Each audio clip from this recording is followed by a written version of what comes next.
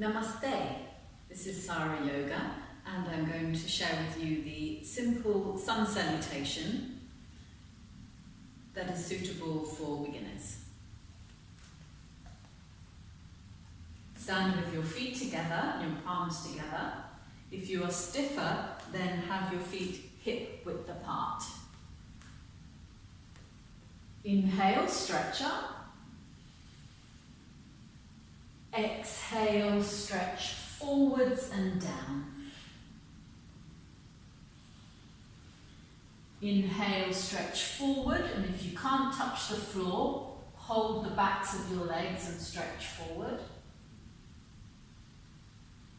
Exhale, go into the forward bend, rest your hands on the floor, bend your knees if you need to do that.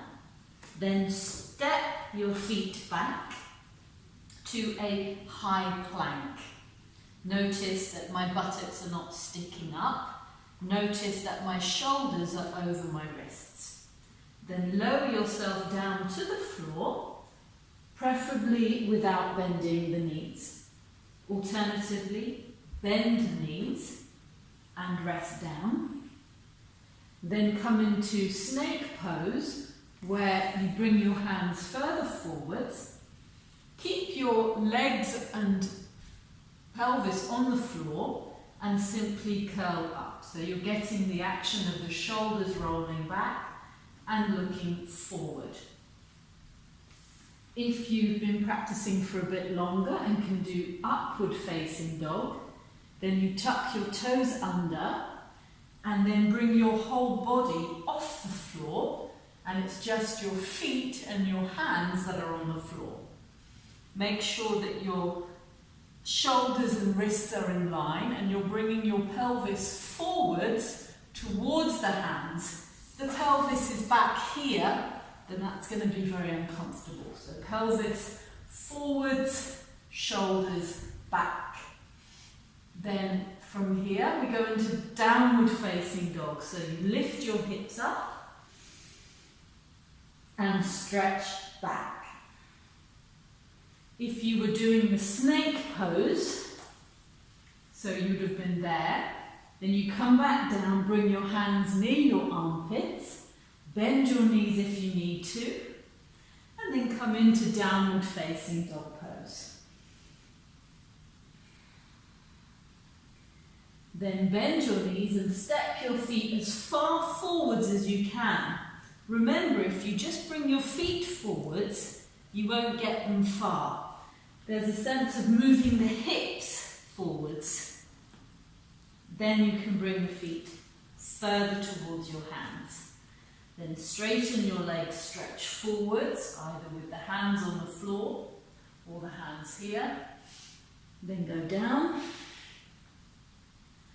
And then inhale and stretch up.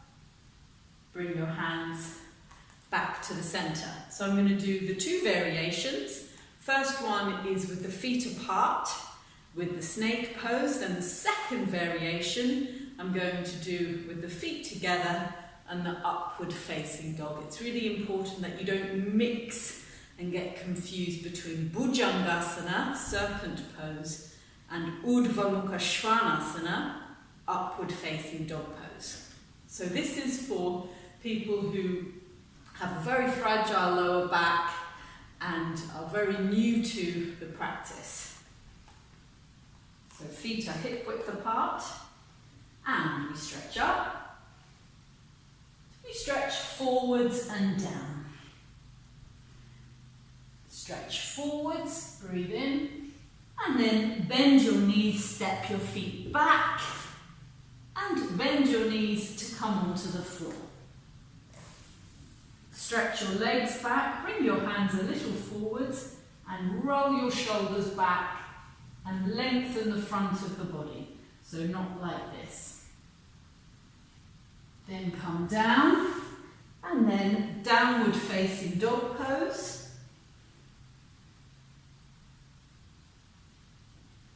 And then forwards, hip width apart. Breathe in. Breathe now, it doesn't matter if you can't touch the floor, just let your body go down and then stretch forward and up. So now I'll share with you the version with upward facing dog. So here we go, join your feet, breathing in, reach up, Urdhva Hastasana, exhale, Uttanasana, inhale, Urdhva Mukha Uttanasana, exhale, down to the floor, Urdhva Mukha Svanasana. So now my pelvis is off the floor, shoulders are back. Adho Mukha Svanasana.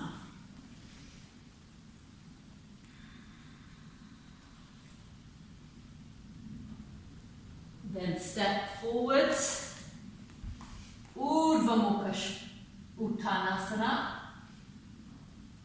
Adho Mukha Uttanasana,